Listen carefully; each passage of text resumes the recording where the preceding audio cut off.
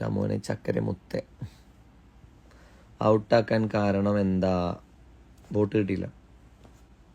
Big boss എല്ലാം പ്ലാനാണോ? അല്ല.